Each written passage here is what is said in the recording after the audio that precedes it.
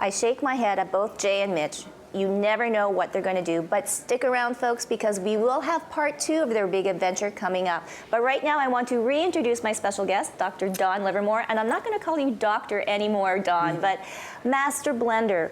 What is a master blender? A master blender for a distillery is a person that develops the recipes for the products that we see in the Canadian whiskey industry. I will look at the different styles of grains, the different distillations, the different types of wood and barrels that go into a product, and I make a recipe, and that is followed from henceforth.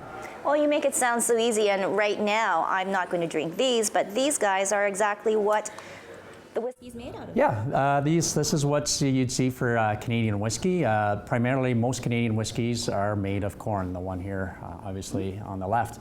It gives a sweet, creamy texture to the whiskey and a light body, which most Canadians prefer in their whiskeys. We'd use barley in the whiskey, and why I would use barley in the whiskey, it gives a nutty or a cereal taste to the whiskey. And the one here on the far right is rye, what most people believe as Canadian whiskey. Why Canadian whiskey is called rye? This is the ingredient that gives character and body to the whiskeys, and our forefathers realized that this is a very important attribute to our whiskeys, and it just became naturally to call our whiskeys rye. Okay, so we're going to get into the bottles. This is one that we always see very popular, but I know as rye whiskey. Yeah. This is Wiser's Deluxe. This is our flagship brand, very popular in Canada, great for cocktails, very light whiskey.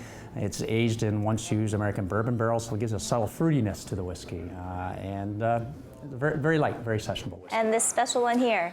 This is one that was developed and launched in November of 2012. It is Pike Creek. It's named after the whiskey warehouses where our products are stored. There's a creek that goes beside our warehouses, and it happens to be Pike Creek. And so the taste on this one? It's finished in port barrels, so it's got a very sweet port finish to the whiskey, very light, and it's aged for a 10-year period. Wow, I had no idea. Along with scotches and everything else, there's so many different varieties.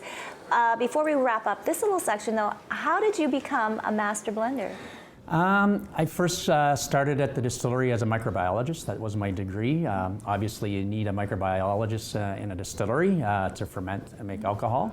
And they promoted me up into product development in the late 90s. And during that period, I was fortunate enough to be able to further my education.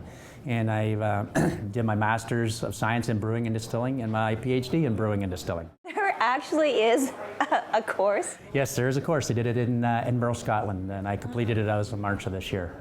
Oh, congratulations. I learn something new every day right here on Go Winnipeg. So can I smell this? Absolutely. Oh, what a dare. Don't forget, part 2 of the Polar Bear Dare is coming up later on in the show, but right now we have more fun and adventure at the zoo. We have a new episode of Zoo Hospital, and we'll meet some angry birds. And speaking of angry birds, our very own Kim Kasher, well, she's soaring high in the sky. Here's Kim.